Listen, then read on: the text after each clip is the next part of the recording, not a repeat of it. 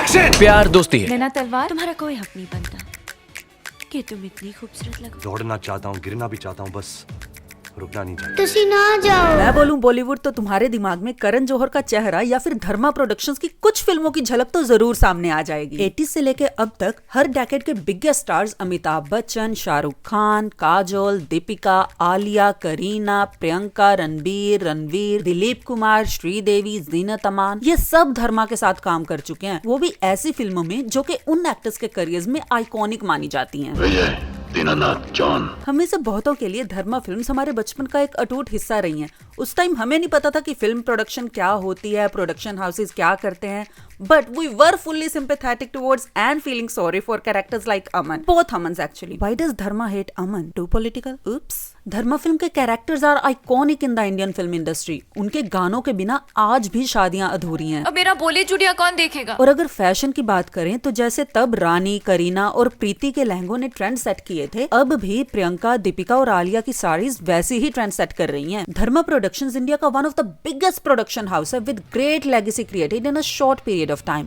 पर recent rumours को सच माने तो the production house is going broke. There are talks that Karan Johar might be selling shares of Dharma productions. But what might have gone wrong? India का one of the biggest production houses ऐसे broke कैसे हो सकता है? Let's talk about it. Amritsar के जन्मे यश जौहर मुंबई आ गए और यहाँ फिल्मों के पब्लिसिस्ट और फोटोग्राफर की जॉब करने लग गए। धीरे धीरे काफी सारी फिल्मों में बहुत अलग अलग काम करने के बाद ही ended up assisting Dev Anand in the production of the legendary film Guide. आज फिर जीने की तमन्ना है। उसके बाद देवानंद की फिल्म्स जूल थीफ, प्रेम पुजारी, हरे रामा हरे कृष्णा, इन सब में ही असिस्टेड इन द प्रोडक्शन। ये सब के दौरान उनके फिल्म फ्रेटर्निटी में काफी अच्छे रिश्ते बन गए एंड दिस रिश्तास गॉट इवन मोर स्ट्रॉन्ग जब उन्होंने BR चोपड़ा और यश चोपड़ा की बहन हीरू से शादी कर ली। Side note, that's just what the internet claims. Karan Johar ने इंटरव्यूज में बोला है कि उनके और चोपड़ा परिवार के कुछ भी फैमिली रिलेशंस नहीं है, they are just family friends. I had no family. My mom is the only child. The Chopra family that engulfed me as family. So I am confusion. 1972 में यश जौहर और हीरू के घर एक लड़के का जन्म होता है जिसका नाम रखा जाता है राहुल कुमार जौहर, जिसको बाद में चेंज करके करण जौहर कर दिया गया। देवानंद और सुनील दत्त के साथ इतनी सक्सेसफुल फिल्म्स पे काम करने और एक्सपीरियंस लेने के बाद यश जौहर ने डिसाइड किया कि वो खुद का प्रोडक्शन हाउस खोलेंगे और ऐसे 1976 में जन्म हुआ धर्मा प्रोडक्शंस का। इसका नाम एक इंडस्ट्रियलिस्ट SP हिंदुजा के बेटे धर्म पे रखा गया था to show respect because he finance the first film of the production house Dostana, जो कि रिलीज हुई थी 1980 में and it was a super duper hit. Dharma was off to a great start. उस टाइम के बिगेस्ट स्टार्स अमिताभ बच्चन, शत्रुघ्न सिन्हा और जीनत अमान इनकी पहली फिल्म में थे and it became the highest grossing film of the year. सबको लगा कि धर्मा इज हियर टू रूल, पर ऐसा नहीं हुआ। दोस्ताना के बाद इनकी अगली 5 फिल्में दुनिया, मुकद्दर का फैसला, अग्निपथ, गुमराह और डुप्लीकेट, ये पांचों ही फ्लॉप थी। यस, इवन अग्निपथ जो अब एक कल्ट फिल्म मानी जाती है, at that time it failed to connect with the viewers. He had several setbacks. One after the other, the films didn't work. इन 5 में से गुमराह और डुप्लीकेट महेश भट्ट ने डायरेक्ट की थी। मे बी दैट एक्सप्लेन्स करण's closeness to Alia and Janvi.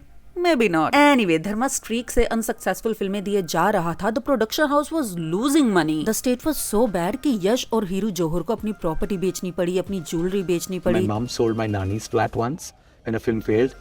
One point she sold some of her jewelry. My father had to sell a little property he had in Delhi. Everything was going downhill and people thought Dharma will be ending soon. But as we all know, it was safe. कुछ होता है राहुल। 1998 में यश जौहर के बेटे करण जौहर ने अपना directorial debut किया था with the biggest film of the year, कुछ होता है। There's only one man show. Karan Johar. ये फिल्म ने धर्मा का फेट तो चेंज किया ही, but it also became one of the most iconic film in the Indian film history. Rahul, Anjali और टीना हिंदी फिल्मों के अमर कैरेक्टर्स बन गए। फिल्म के डायलॉग्स आज भी लोगों को रटे हुए हैं। Rahul is cheater. तुसी जा रहे हो। Even though the gender politics and the logic in the film has always been up for debate, one cannot deny that the film's heart is in the right place, and maybe that's why the film is still refreshing even if you watch it today. The film made no sense. No one questions these things because it was pure conviction. ये फिल्म उस time पे एक mega blockbuster तो थी ही, but it was also critically acclaimed as well. इसको best film, best director, best actors, best playback singer, मतलब जितने अवार्ड्स थे सारे ही इस फिल्म ने जीते। What goes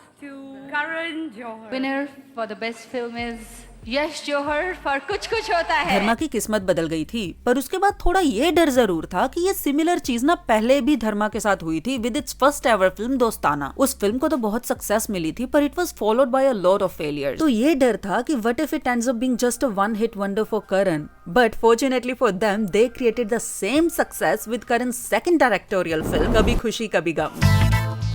इस फिल्म में वंस अगेन उस टाइम की हिट जोड़ी शाहरुख खान और काजल थे, with newish actors like Hrithik Roshan and Kareena Kapoor, but also the legendary actors like Amitabh Bachchan and Jaya Bachchan. 2001 में आई ये film created a very similar impact as Kuch Kuch होता है। पू बिकेम एन आइकॉनिक कैरेक्टर। अगर भगवान को देखने की वजह से मुझे घूर के देख रहे थे, तो it's not my problem. The dialogues are still thrown at each other by people today. I like it.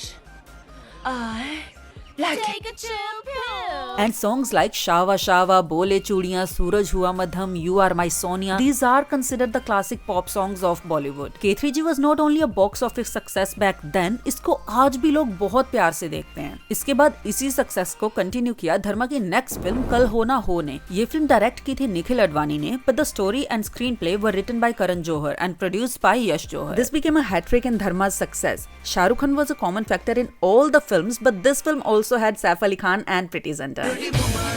The next film in the row, Kaal, directed by Soham Shah, did not do much wonders to its legacy. It was just mediocre, but people still liked it. But then Kabhi Alvida Na Kehna brought Dharma back on the map again. The film starred Shah Rukh Khan once again, along with Abhishek Bachchan, Rani Mukherjee, Preity Zinta, and Amitabh Bachchan. The film was a box office success and critically acclaimed as well, but it did get some criticism from general public as well as people from the film fraternity because they said that it glorified or at least normalized cheating in marriages. Despite that, the film did establish Karan Johar as a strong director because all his directorial endeavors were hugely successful with common people as well as critics. Karan Johar की film ज्यादातर ultra rich या NRIs के बारे में होती थी जो दिल्ली में चांदनी चौक के पास ऐसे विला में रहते हैं और जो कॉलेज में होके भी प्रोम पे जाते हैं। Basically, this era of Dharma was very family oriented. That could also be a huge contributing factor to its success क्योंकि ये फिल्में at the end family values के बारे में होती थी with a touch of modernity, तो ये बहुत बड़ी टारगेट ऑडियंस को टारगेट करती थी। Along with that, in films का ओवरसीज बिजनेस भी बहुत ही अच्छा था because the NRIs all over the world were getting films जिनके कैरेक्टर से वो रिलेट भी कर पा रहे थे और उसमें वो अपने देसी सिनेमा वाली बात भी थी। इस टाइम पीरियड को धर्मा का गोल्डन एरा कहें तो कुछ गलत नहीं होगा। सैडली इसी बीच Yash Johar passed away and Dharma production की सारी कमान करण जौहर के हाथ में आ गई। द नेक्स्ट एरा ऑफ धर्मा उन्होंने अपने टारगेट व्यूअर्स को शिफ्ट किया। अब इस दौरान फैमिलीज नहीं बल्कि youth was the main target of the films like Dostana, I hate love stories, Gippi, एक मैं और एक तू, स्टूडेंट ऑफ द ईयर, ये जवानी है दीवानी। ये सब के इश्यूज और themes were mainly regarding the youth. In this time, Dharma saw a mix and match of hits and flops with the films. क्योंकि some of these films did great business-wise and others not so much. पर ये जरूर है कि most of these films are seen as good films in hindsight. The best thing about this phase मेरे विचार में ये थी कि इस टाइम धर्मा ने बहुत से नए डायरेक्टर्स और राइटर्स को चांस दिया, which could be a huge factor of both the film staying memorable and also not performing well at box office at the time. इसी बीच Karan Johar decided to come back as a director and made My Name is Khan. My personal opinion, I think My Name is Khan is amongst the best films we have had after the 2000s. But that's just me personally. Your opinions could vary. The film did go through a huge controversy film के नाम की वजह से, which is ironic. My name is Khan. And I'm not a terrorist. Despite all the controversy, ये film को बहुत प्यार मिला लोगों से और क्रिटिक्स से भी. It was a very sensible take on the topic and brilliant performances by the actors in the film. My Name is Khan Karan Johar की फिल्मोग्राफी की ऐसी फिल्म है जिसे देख के लोग बोलते हैं ये करण जौहर ने बनाई है, which I'm confused if it's a good thing or bad. Along with this, 2012 में करण जौहर की ही डायरेक्टोरियल एक और film I, student of the year. My Name is Khan was my last directed film, and that to me was an extremely exhausting experience, both as a filmmaker and I would say emotionally. Student of the Year to me is a celebration of everything I love about cinema. The main thing about the film was that ये पहली बार था कि धर्मा new commerce को launch कर रहा था. इससे पहले धर्मा productions used to resist launching new people, but even these new people, two of these were star kids. यही वो टाइम था where the whole Kejo Nepo debate started. खैर, the film was popular at the time. It was a classic out of touch rich Dharma kind of film. In hindsight, ये film धर्मा की legacy पे तो कुछ खास add on नहीं कर पाई, but it did birth the unbreakable relation between Dharma and Alia Bhatt. There's something about this girl I think that is going to connect and click with India eventually. इस दौरान धर्मा ने south की फिल्मों में भी invest करना शुरू कर दिया था to get it more reach to the Hindi speaking people. Another thing that happened during this time period was कि Dharma was backing a lot of unconventional films with his production houses like the lunchbox, Gippi, dear Zindagi, Kapoor and sons etcetera. इस time period में Dharma either had huge successes like Agneepath, Yeh Jawaani, two states, Humpty Sharma and Ae Dil, but it also so a lot of mediocre and bad business. पर बात यह है कि hits और flops का balance ऐसा था that it did not affect Dharma in a bad way on the whole until this is the time when Dharma started to get a bad reputations. इनकी ज्यादातर productions were merely a launch pad for the star kids, but also the movies in general were not doing very well either. Kalank, Soti 2 and Drive, these were 3 bad films in a row.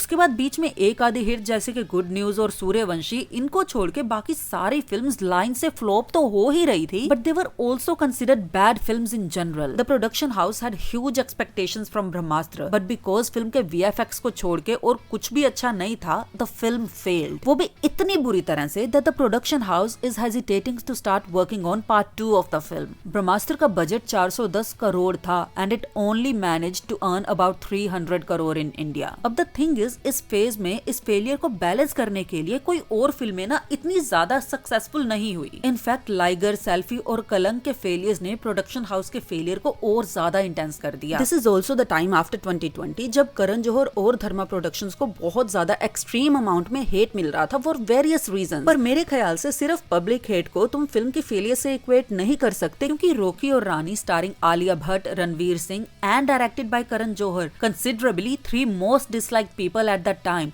इन तीनों को ही लोग बहुत नफरत दे रहे थे उस time पे। The film still did great at the box office and received good critical acclaim as well. तो बात सारी यहाँ आके खत्म हो जाती है कि धर्मा के रीसेंट प्रोजेक्ट्स, रीसेंट फिल्में have not been good enough. जो स्टैंडर्ड खुद धर्मा ने सेट किया था अपनी फिल्म्स के लिए, वो खुद ही उसको मैच नहीं कर पा रहे। Also there seems to be no set target audience for this phase of the Dharma films, unless the target audience is the families of the star kids films. In that case वो भी देख रहे हैं क्या? Varun Dhawan and Alia Bhatt were a successful launch by Karan Johar, so he is probably trying to recreate the same with the likes of Jhanvi, Ananya and Sara. But the thing is that Alia and Varun were actually hard workers and had their mindset clear about what kind of legacy they want to create. With films like Razi, Gangubai, October and Badlapur, Alia and Varun have proved that they are good actors. But with the new star kids, all we just see is them going to and coming from the gym. They are putting more of their time into looking good than focusing on their craft. But still ये भी सिर्फ इतना ही नहीं है. In my personal opinion, I think Dharma Productions and Karan Johar himself, they are going through some kind of crisis because films in general have not been good. Even the web shows under dramatic banner have not been considerably good. Maybe they are just going through a rough phase. But all of that does make the rumor of Dharma selling its shares seem very true. Dharma seem to have lost its magic for right now. कोई X factor अब दिखता नहीं है इनकी films में। पहले की इनकी फिल्म्स में चाहे ही कैरेक्टर्स बहुत हद से ज्यादा अमीर वगैरह होते थे, द कोर वाज सच कि वो फिर भी रिलेटेबल या फिर एस्पिरेशनल लगते थे। रिसेंट किसी भी फिल्म के साथ ऐसा कोई मेंटल इमोशनल कनेक्ट बन ही नहीं पा रहा है किसी कैरेक्टर या स्टोरी के साथ। शायद Dharma is trying to spread too thin for their own good. वो थिएट्रिकल फिल्म्स पे भी फोकस कर रहे हैं, वेब शोज पे भी, साउथ की फिल्म्स को हिंदी में पुश करने को भी और एड्स में भी। And then there is also coffee with Karan show as well. उनकी प्लेट में इतनी जगह नहीं है जितनी डिशेज हैं। धर्मा की अब की मूवीज में एफर्ट्स तो दिखते हैं पर दिल महसूस नहीं होता। धर्मा के सक्सेसफुल फेज की film seemed very authentic to Karan himself as well, rich, privileged but full of emotions. अब it seems like Dharma is trying to be something that it is not. May sound rude and that is not my intention, but I think it also could be because Karan has aged now. पहले जब he was making these kind of films, he was a part of the youth, so he had a better vision. Because he has aged himself and they are still making films for youth or whatever target audience that they're making, I think it is just not clear to themselves. I think they are going through a crisis. तुम्हें क्या लगता है कि धर्मा के इस failure का reason क्या हो सकता है? Is it just nepotism या धर्मा being too out of touch for its regular viewers? Do let me know in the comment section below. That is it for today and you'll see me in the next one. Bye!